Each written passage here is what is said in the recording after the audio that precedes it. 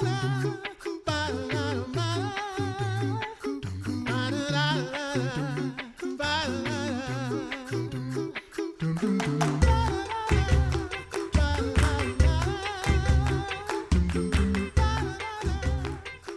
listening to The Coffee Hour. I'm Andy Bates. I'm Sarah Golseth.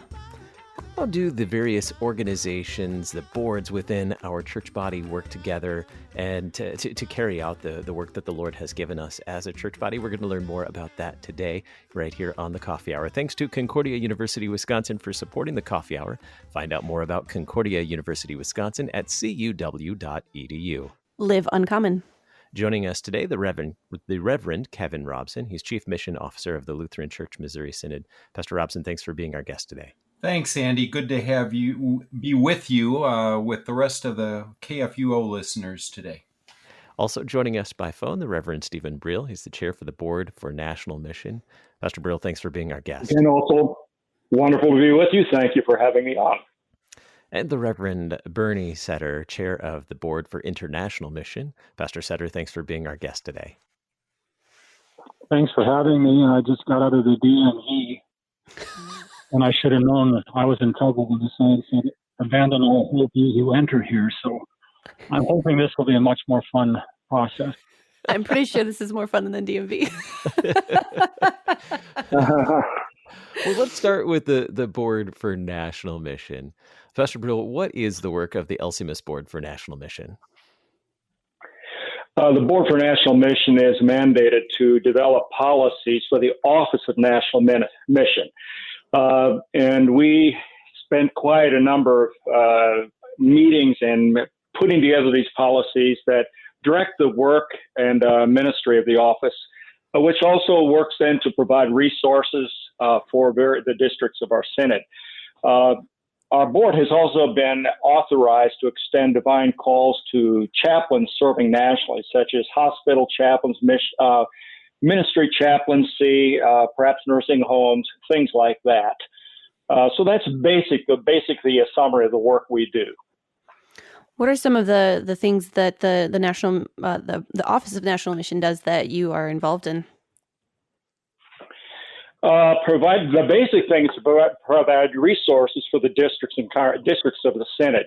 I think that was one of the concerns we had in the restructuring that happened several years ago, and that was, I think there was a feeling that the Synod, it was always top down, giving directions and mandates to the congregations and so on. And the Synod really wanted to change the direction there and make this more of a resource service that the office provides for the districts, so that the work really is done through the districts to the congregations, not directly out by the Synod. Pastor Seter, on the other side of this, what is the work of the board the LCMS Board for International Mission?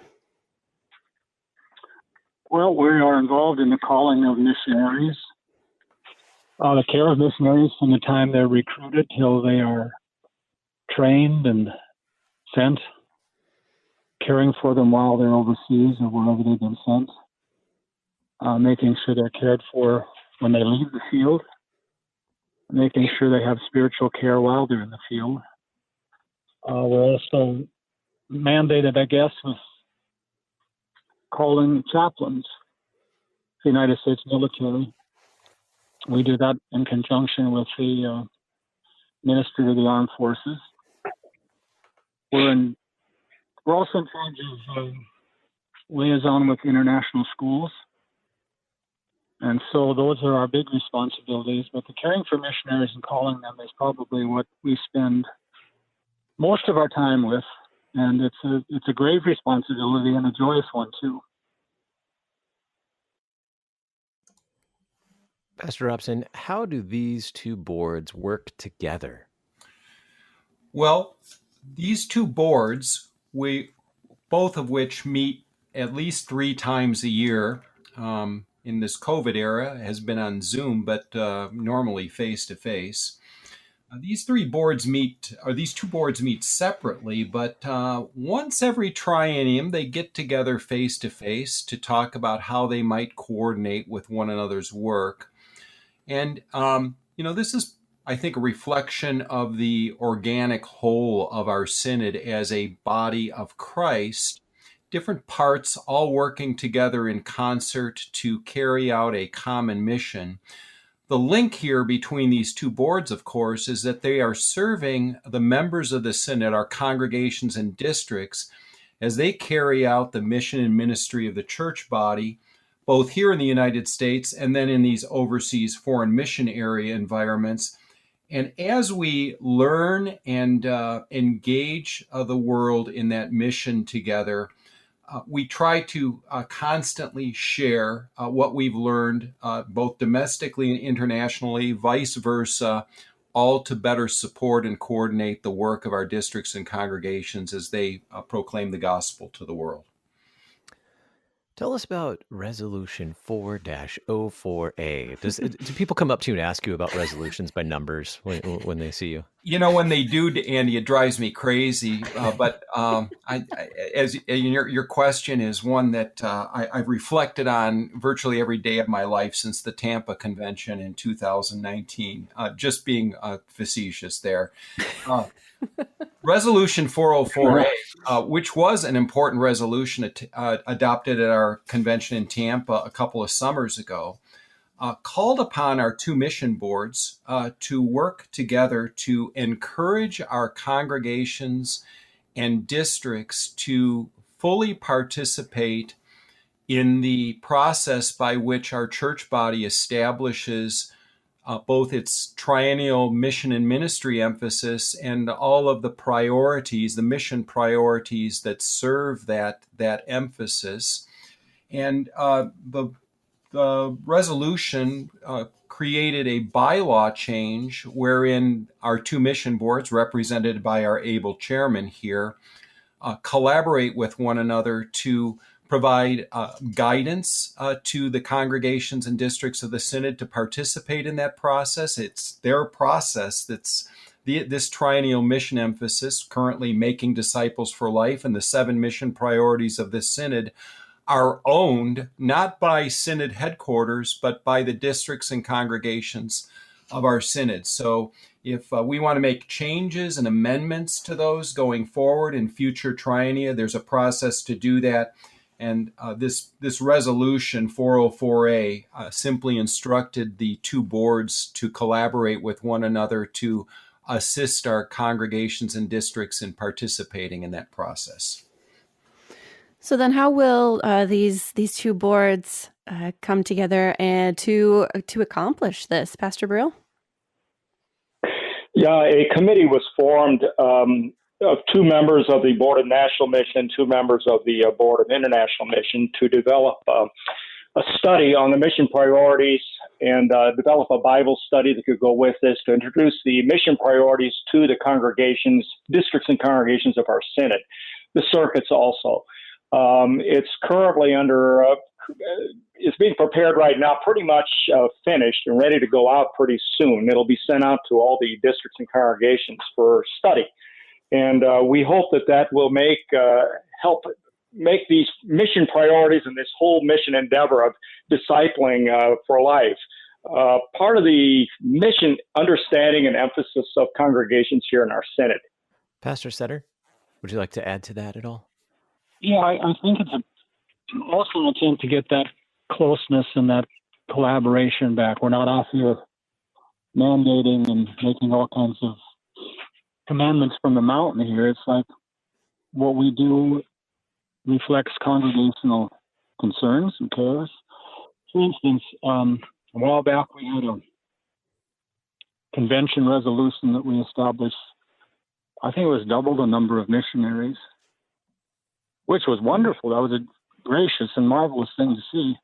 And so we take those things very seriously. When we get a resolution from convention, we follow that. We check to see that we're trying to get what they want from convention done in our boards. I think what we're trying to do also is going to really understand when you mandate something like that or ask us to do it, there's a corresponding responsibility and stewardship emphasis in congregations to support that. There is a cost involved in sending people overseas. And it's a cost that has to be borne because that's what the church is supposed to be doing, go out into the world and preaching the gospel, helping our partner churches, those we're in fellowship with, and working with them collaboratively too. So it's a big effort all around. We're all in this together, and it's a daunting challenge.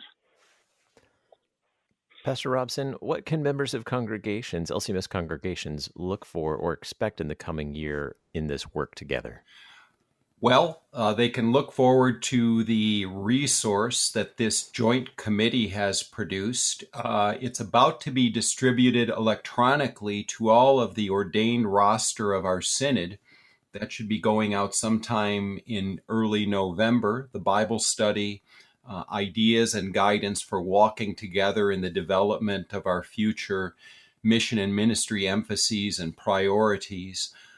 But on a broader level, Andy and Sarah, I think the thing that all of us should be encouraged with is that even in these extraordinary times created by the pandemic and by the uncertainties over economy, politics, even the social unrest going on in our country right now, the church's work continues at a high pace. The gospel is more critically needed than ever. And both the offices of national and international mission, working under the guidance and policies of these two mission boards, has redoubled its commitment and its efforts to continue to forge ahead at a very high pace to serve the needs of our districts and congregations as they carry out the mission that God's given us to do, which is to advance the gospel of Jesus Christ, crucified and resurrected for our justification and the assurance that we're going to spend an eternity in paradise with our good and gracious Lord. So the work goes on, and we are ever more committed to it. Our guest today, the Reverend Kevin Robson, Chief Mission Officer for the Lutheran Church Missouri Synod. Pastor Robson, thanks for being our guest on the Coffee Hour today. My pleasure. The Reverend Stephen Briel, Chair for the Board for National Mission of the Lutheran Church Missouri Synod. Pastor Briel, thanks for being our guest. Thank you, and we pray for God's continued blessings on your ministry at KFUO. And the Reverend Bernhard Seter, Chair for the Board for International Mission for the Lutheran Church Missouri Synod. Pastor Seter, thanks for being our guest today on the Coffee Hour. And once again, thank you for having me. And I would just like to express my thanks and my appreciation for the hard work of both of our boards and the dedicated people who are on them. They're amazing. They are committed to the mission and ministry, and they are lovers of Christ. And it's wonderful to work with them. Thank you, Reverend Seter. I would agree with that completely. Thank you very much. You're listening to the Coffee Hour. I'm Andy Bates. I'm Sarah Golseth.